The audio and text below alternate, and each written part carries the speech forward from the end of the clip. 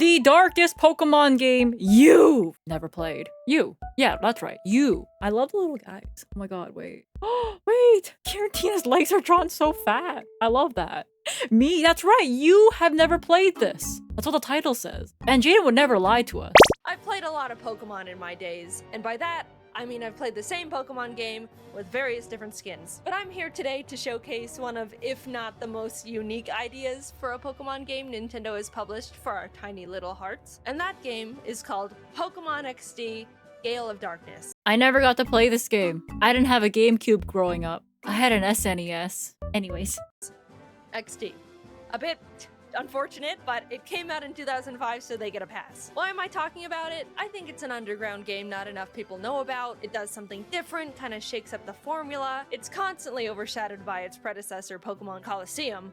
And yeah, okay, I played it as a kid. I'm very biased. Is that what you wanted? If you've not heard of it or played it, you're in for a treat today. The game opens up to a cargo boat, the SS Libra, out at sea, where we find the captain and guy who steers standing at the helm. All is calm and serene when suddenly they get swatted. And it's not no ordinary SWAT today, folks. No, sir. This is a Lugia SWAT. They run out to see what's going on, and the captain looks up and makes this face as Bro, I love the old graphics so much. They're so stupid looking. It's amazing. if he wants to kiss Lugia passionately on the lips. But Lugia's not here for kisses. He's here for the opposite of kisses, which is crime. He hyper beams the cargo ship and then steals it. You heard me right. Wait. Just blasts the thing point blank and takes it away.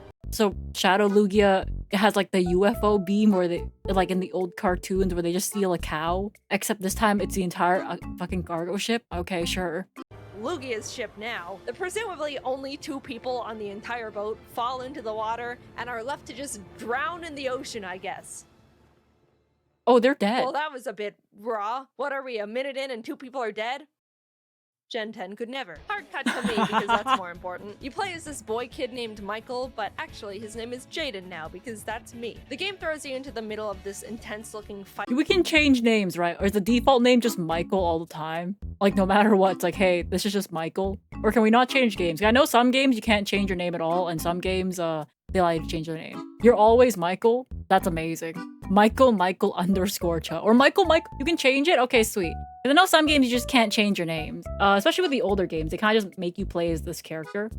Which makes sense if it's like super story based. Intense looking fight between a Salamence and Metagross, both level 50. I don't know where I am, what the stakes are, who I am, but this battle seems really important and tough, so I'm gonna give it my all and immediately Oko it.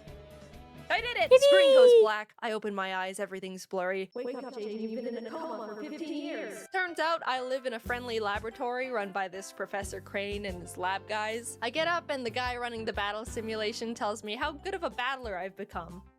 Aw, thanks, man. Then he immediately negs me by telling me it's about time I go out and get myself more Pokemon besides my one lame But you only need 1 Pokemon to win, just like in Kaizo Ironmon. You really only need 1 Pokemon, right? You only need 1! Eevee. Backhanded compliment at a child, but I'll take it, I think. I go into Crane's office where him and my mom are talking, and he says he heard from the battle coach that my Bro, our mom's hair is huge! Look at that shit! battling skills have improved dramatically, and how proud he is of me. To which my own mom tells him to stop giving me compliments and praise because I'm gonna end up spoiled rotten. I don't know what kind of a response that is to a child receiving praise. Either I'm already a cocky little bastard, or I'm being currently emotionally neglected by everyone in this building. Probably the second option. It's most likely the second option. I remember the first time my mom told me good job was when I got 100% on my linear algebra test in university. Second option. Whatever it is, I don't think it's healthy for my mental development. To make this mother look even worse, we realize her only other child, Jovi, is missing and no one is looking for her. The world is only filled with overpowered wild rabbit animals and crazy people. No, I'm sure it's fine you haven't started looking for her. Keep doing what you're doing. I get a lead saying she really likes hanging out with family friend mad scientist Dr. Kaminko, so I head over to his house and I'm about to knock on his creepy door when this tiny little blind man, Chobin, the doctor's assistant, walks up and is like, "Burglar!" and challenges me to a battle, to which I win because he only has a level 5 Sunkern. Jovi Bro, actually trying to defend the lab with a level 5 Sunkern is crazy work. Jovi comes out and is like, "Oh, hi, big brother, it's Jovi. Did you get lost, big brother? Silly big brother, Jovi will guide you back home." Alright, I see why no one was looking for her now. We return home to the lab and they present me with a Snag machine. A machine that allows the user to catch shadow Pokemon, which are Pokemon that have been so abused that they turn evil. Now, they're saying they haven't seen or heard of any shadow Pokemon that exist anymore because they've all been purified years ago. But who knows when they could start popping up again? Better be safe than sorry. Bam! Some guys from a secret organization called Cipher bust into the lab, beat everyone up, steal Professor Krane, show off their shadow Pokemon, and run off to their secret base to never be seen again. Well, I'll be. The lab is in shambles. I like how the sister's just on the floor, all happy, like. That kind of reminds me of Shmuel, actually. Reminds me of Shmuel. Not knowing what to do, but then decides they're gonna complete their purification chamber in his honor because shadow Pokemon are back and they want to do something about it. They send me off to this seaside town Gateon port to retrieve a machine part they need, and Jovi pesters our mom to come with because Jovi doesn't think I can handle going out on my own, and Jovi needs to hold my hand and guide her big brother the whole way. Okay, not only does this little snot talk in the third person for no reason, maybe our mom didn't care enough to get us any education, perhaps she was worried the teacher would give us a compliment, heaven forbid. But she's also the most annoying character I've ever witnessed in any media, and I've watched an episode of My Hero Academia with a grape kid in it. We go to Gateon Port, not 2 seconds pass. That's crazy. The grape kid? Until Jovi pisses off this random guy, Zook, who happens to be the buffest man in the world. He's about to punt her, and I'm about to do nothing about it, when this old man and his color-coded henchmen step in and obliterate his shadow Zangoose.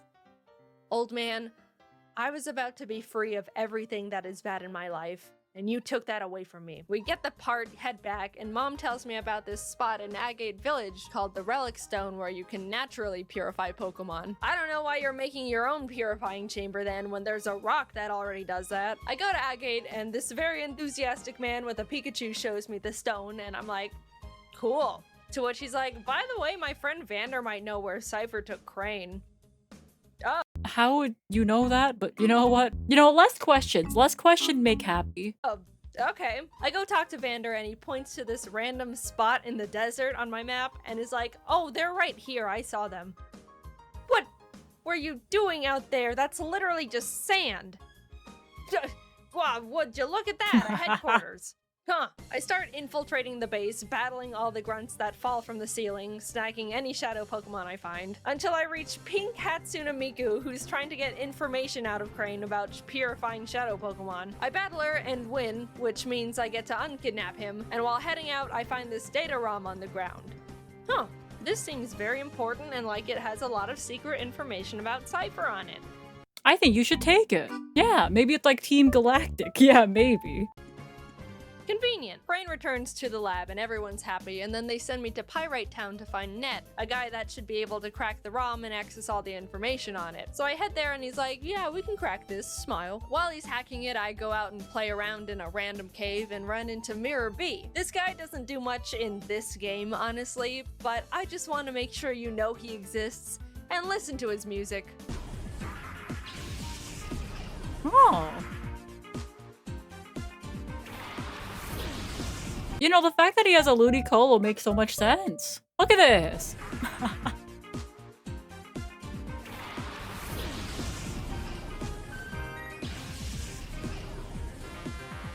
I go check on Net again, and Cipher Maple, he has 4 Ludicolos. Okay, bro's consistent. I'll give him that. Bust in, beat everyone up, and kidnapped another person. Have you guys min-maxed how to kidnap people or something? You're 2 for 2 at this point, and are scarily efficient at it. They tried a hostage situation the data ROM back, and even though I beat up this big man and take all his shadow Pokemon, Net still wusses out and gives the ROM back. He thought he was being 2 steps ahead because he saved all the information on his server already, but Cipher just logs on and deletes everything anyway. I love the face. It's so upset. Already, but Cipher just logs on and deletes everything anyway. Net says the only thing he remembers from the ROM was that Cipher was behind the disappearance of the SS Libra, and they're about to attack this city nearby called Fennec, and someone needs to go warn them. Please, can you do everything, protagonist? Please, please, please. Yes, I'm just Mr. Scooter across the desert and save everyone today, aren't I? I head to Fennec to warn the mayor about the attack, and as soon as I arrive, this lady hits me with a confetti cannon, congratulates me on being the millionth visitor to the city, and shoos me away to celebrate at Real Gam Tower. I try to get around her because this is important, but she's determined to gatekeep me no matter what I do. So I just go there and realize she literally sent a child to illegally gamble his life away. Eat just like the game corner, ayo! Wow! No one in this region likes children, do they? After not being able to figure out how to play bingo, I head back, sneak into the mayor's house, distract his house sitter with music, and find out the mayor was trying to write a note to Justy, the city's gym leader, warning him about the Cipher attack. I don't know why the Go back and see that Justy, note. the city's gym leader, warning him. Justy, Cipher will attack us soon. Justy, only you can stop them, Justy. Haha, wouldn't it be funny if a child solved this issue while the gym leader did nothing? Gee, I wonder what's gonna happen. Him about the Cipher attack. I don't know why the mayor was trying to ask this random gym guy to help, but he was kidnapped halfway through writing it, so I guess it doesn't matter. Cipher realizes Man, they're really good at kidnapping. gym guy to help, but he was kidnapped Wow! halfway through writing it, so I guess it doesn't matter. Cipher realizes I now know what's up, and everyone in town reveals themselves to be disguised Cipher grunts. Oh my god, they kidnapped the entire town. I don't care what kind of organization you're from, if you can successfully kidnap a village. They kidnapped a village and replaced everybody with themselves? That. Whoa. Hey, Maple here. Did you know that only 3.7% of people are actually subscribed? Damn, that's crazy. I've actually never seen a number that low. Help a girl out. Thanks. Enjoy video. Bye. It's crazy. You've earned my respect. I beat up Cipher, rescue their shadow You beat up Pokemon, everyone in and the free town? literally everyone in the town who is locked in the city basement. Justy says he The city has a basement. The city has a basement. And it just has growing trees and sunlight? You know what? Less questions. Less question make happy. Less questions make happy. Video game logic, all good. Doesn't every city have a basement? Yeah, with a sunroof. and free literally everyone in the town who is locked in the city basement. Justy says he saw something suspicious going on in the desert and points to another random sand spot on my map I should go investigate. Honestly, how are all these people just stumbling onto these shenanigans in the middle of the desert? And why are they able to give the latitude longitude of these locations after finding them? Maple, you played Mega Man Battle Network. Yes, that's why. Less questions make happy. We don't question why Mega Man Battle Network 4, there's an alien-esque net navi that controls the meteor and just deemed the Earth was evil and he's gonna hit the Earth because we're evil. But then we have to go and talk to him by jacking into the meteor and asking, hey bro, you're mistaken. We're actually pretty neat. You have to beat him up and turn the wheel. And he's like, ah, shit, man, you got me. I'll be back in the future to judge you again. We don't question that. We don't question it. This has got to be like tens of miles out from any sort of civilization. This is where people run out of gas in their car and then shrivel up and die before anyone can find them. Why were you here? Wow. Yep, that's the Free car. How did you find this? Alright, what is so enthralling about this desert that crime and vigilante justice is constantly going on in every square inch of this place? Cipher's running around on the ship, and after I take their shadow Pokemon and chase them out, this group of strangers calling themselves Team Snag'em walks up and roofies me. I wake up, realize they stole my Snag machine. This random old man who just started living in the— Wait, that makes a lot of sense. They could have... You know, Cipher should have done this from the beginning.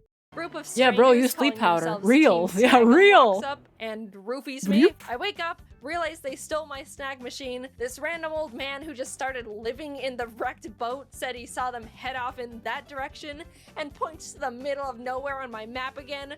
You people are beyond me. I show up and wow, another headquarters for crime. I make my way to their head honcho, Gonzap, who's trying to put on my Snag machine, but he's too big and muscular and adult, and since I am a child, it does not fit on his giant muscle arm. He pretty much gives up, asks if I want to— He's fucking huge, bro, with a triangle.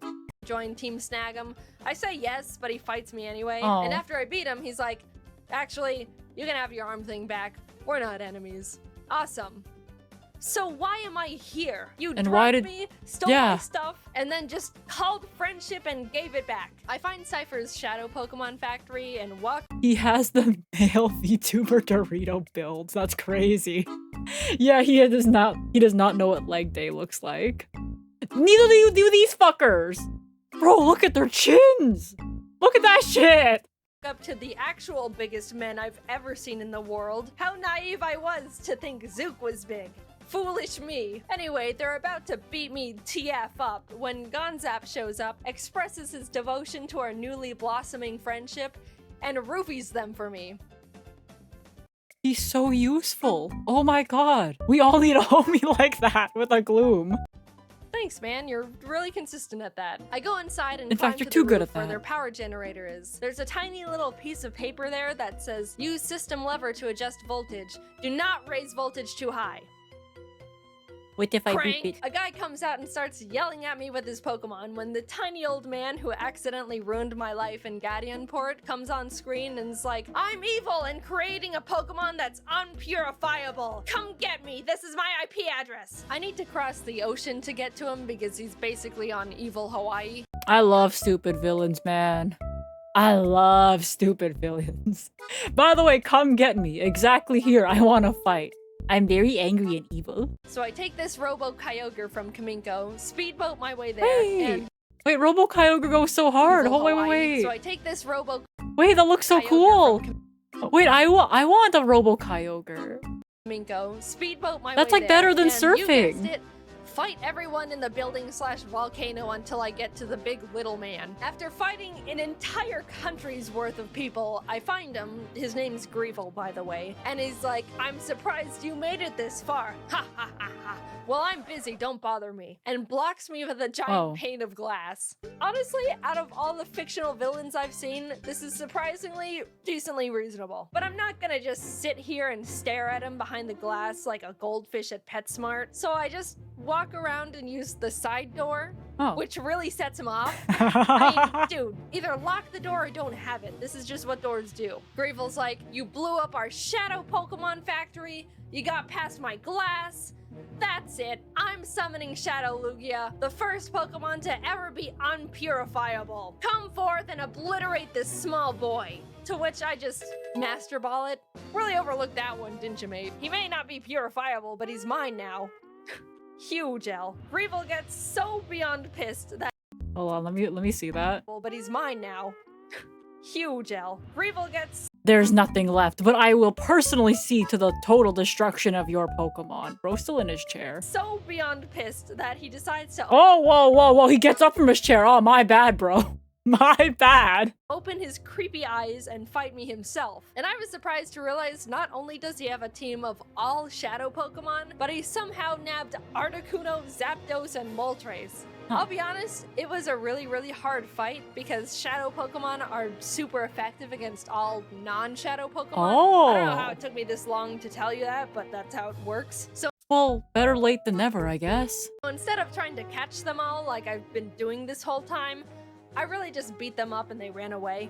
So I win! Cipher's Yippee! officially lost everything, and it's all because of me, the little boy. Blue henchman runs up to Greevil and is like, Sir, I have a plan. Let's blow up the island with the kid on it. Which is like, oh my god. And then red henchman is like, okay, that's a bit too far, man. Dad, let's go home. Yeah, they pulled the I'm your father/son twist on us, but it has very little effect on me So- because I do not Do they blow up the island, or is the redhead convincing enough? care about these people. Anyway, they decide to not blow up Oh. the island with me on it and stop being evil, I think. I'm like 60% sure. And then happy ending, I just go home. So what do you think? For some reason, I really liked the game as a kid. I never actually beat it because Blowing up the island seems like a better plan. Yeah, I think so too, but like, okay, sure, nat 20 on the persuasion. Yeah, bro rolled big. I didn't know how to get past the gatekeeping woman in Fennec. Glad I figured it out this time. I also wanted to mention how lively the animations are in this game. Sure, some of the Pokemon look god-awful. They gave Houndour human knees that bend forward, but they're all just so expressive and show so much care and personality. It may Yeah, whenever I see people compare like old Pokemon animations to newer gen Pokemon animations, like they always tend to go with this game and I believe Coliseum, where they're like, look how good the Pokemon animations are, and I'm like, they're right. I also do like the thing about the new Pokemon models that I don't like is that they're all very desaturated and kind of grayscaled almost, where the older pixel sprites and even these ones tend to be a bit more colorful. I kind of like the Pokemon models when they're a bit more colorful. They're amazing. Yeah, the animations are really, really fun for the Pokemon. They like dance, they jump, and that kind of stuff. And I feel like the new 3D models tend to look not very saturated in terms of their color palette. I don't know, there's something wrong with them. Because especially when you put like the pixel sprites and 3D models like side by side, it's like, I don't know, a world of difference in terms of color. Pokemon look god-awful. They gave Houndour human knees that bend forward, but they're all just so expressive and show so much care and personality. It may be pretty sad the current games don't show this much passion, but I guess that's just what makes these games more cherishable. Anyway, the game was fun and weird. I liked it. See ya.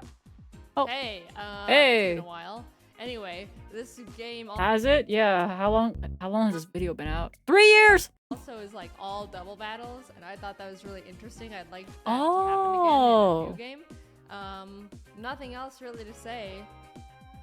Can't believe the queen's dead. Oh, that's when this video came out! Well, rip, I guess. That's crazy.